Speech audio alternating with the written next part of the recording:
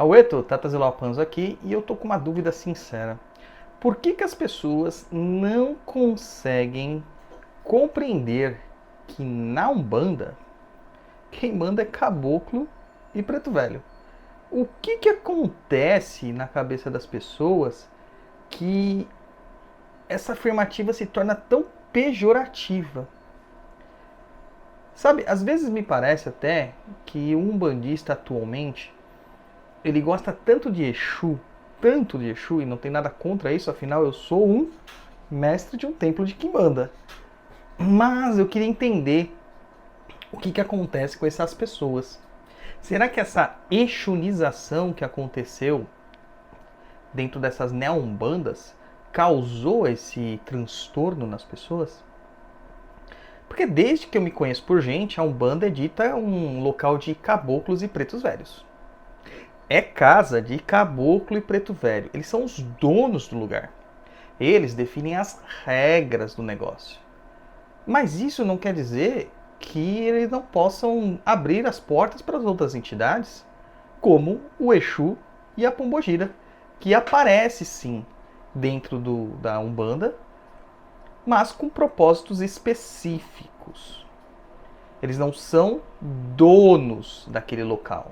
Então eles estariam submetidos às regras do caboclo e preto velho.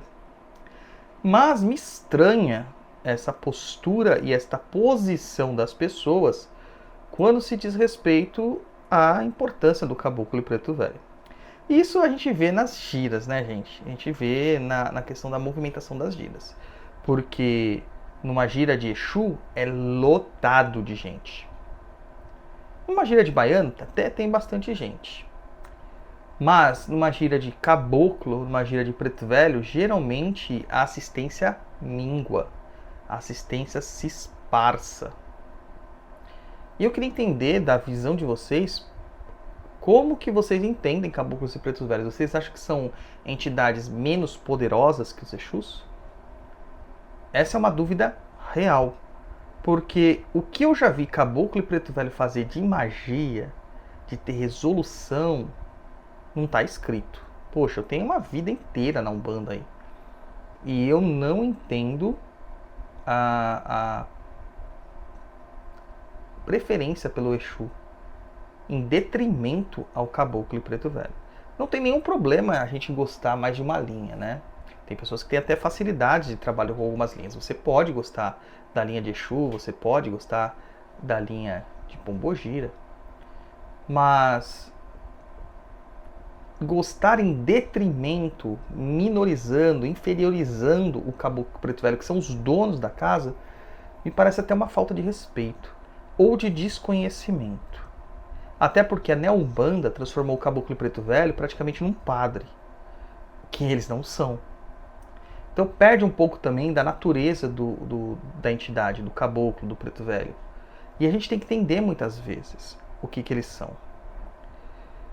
Eu escrevi um texto gigante no blog falando sobre demonologia na Quimbanda, onde eu faço alguns pormenores, algumas contextualizações e conexões, que eu acho interessante até as pessoas lerem depois. Mas existe uma situação que o Caboclo Rompimato me traz, e me traz há muito tempo, sobre a natureza dos caboclos. A gente considera tudo a partir do viés cristão e do viés espírita do progresso espiritual.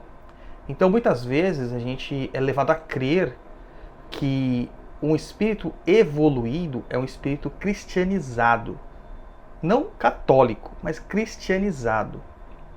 Que, por meio dessa moral cristã, conseguiu acessar planos superiores de evolução. E que todo outro tipo de atitude seria entendida como algo selvagem, algo primitivo. Só que o Caboclo Rompimato, ele sempre me fala da seguinte forma. Ele fala assim, eu não compreendo como vocês nos enxergam. Porque eu sou, em vida, fui um Guaicuru.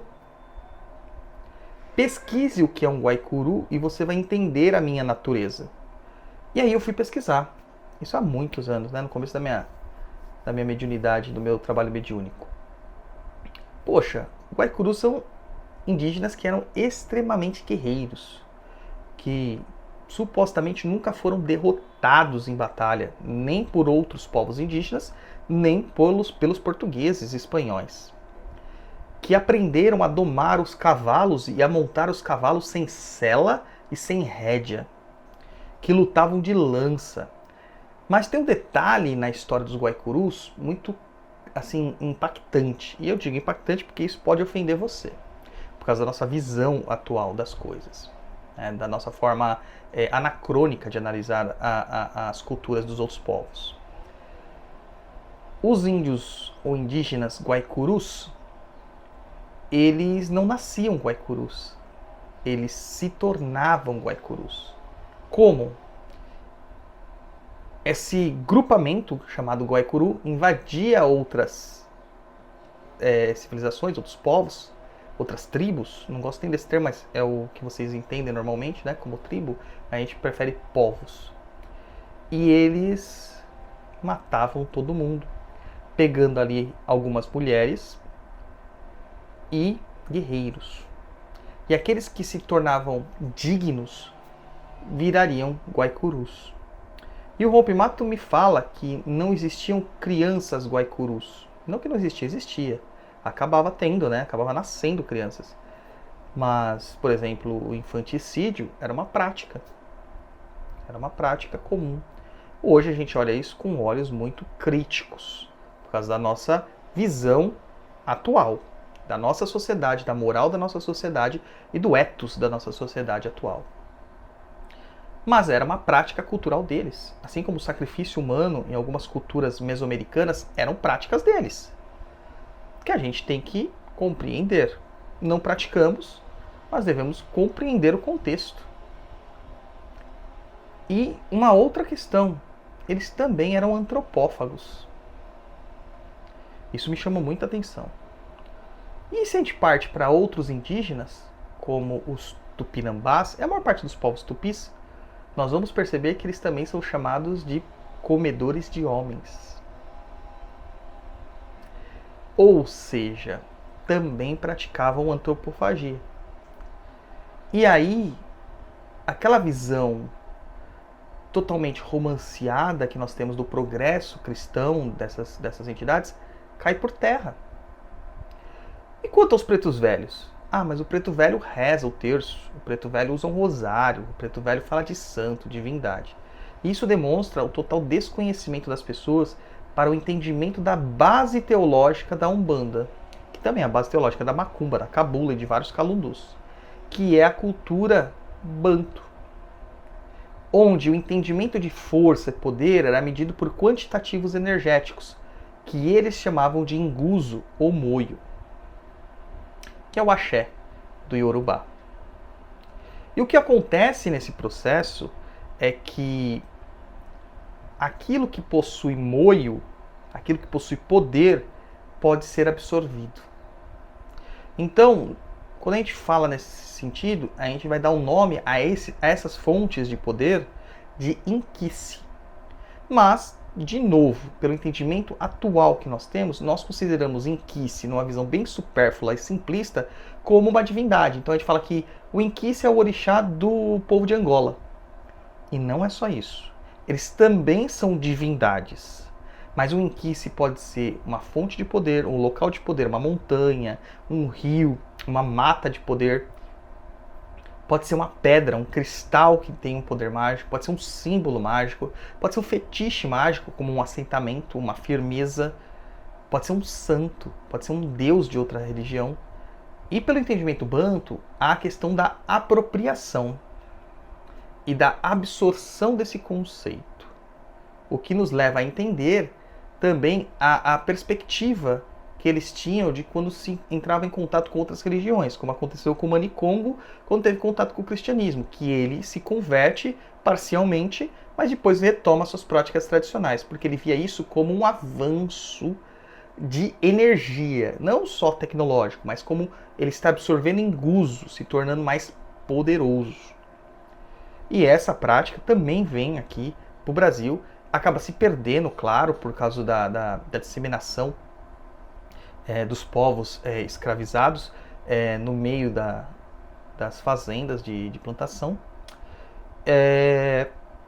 Mas isso acaba ficando dentro do inconsciente ali, ou da prática ali folclórica daqueles povos. Então quando a gente vê um preto velho falando de Deus, falando de Jesus, ele está usando um poder que ele julga interessante naquele momento para exemplificar algo. O uso da cruz, o uso do rosário, o uso de uma reza tem poder. Ele usa isso de uma forma de encantamento, por uma forma de encantamento. Não porque ele está rezando realmente lá para se tornar um padre macumbeiro. Tem nada a ver uma coisa com a outra. Mas é muito difícil as pessoas conseguirem fazer essa descontextualização. É muito complicado para as pessoas porque afeta a fé frágil que elas têm. Então é muito normal você ver um preto velho rezando o terço, abençoando com a cruz que tem Jesus, ao mesmo tempo que evoca, lembra de ler e fala sobre Itãs de Oxalá. Porque eles associam saberes e práticas mágico-religiosas para um propósito, para um fim. E o preto velho não é aquele velhinho carcomido, ali que sofrido, que não tem compreensão da vida, que foi humilhado, etc. Não, é muito pelo contrário. Ele é a representação de um grande feiticeiro. Aquele cara que manteve sua vida através da feitiçaria. O sábio, o conhecedor, aquele que sobrevive às dificuldades da vida. Então, meu caro, você pode ter certeza que de inocente e bobinho, o preto velho não tem nada. Nada. Tanto é que quando você conversa com o preto velho, você se abre todo para ele. Com 3, 4 palavras, você já contou os segredos da sua vida que você não contou nunca para ninguém, que você morria de vergonha de contar. Para você ver o tamanho da envergadura dessa entidade. Então vamos parar com essa história de que o Exu é tão importante na Umbanda. É importante, mas o Caboclo Preto Velho é fundamental. É fundamental.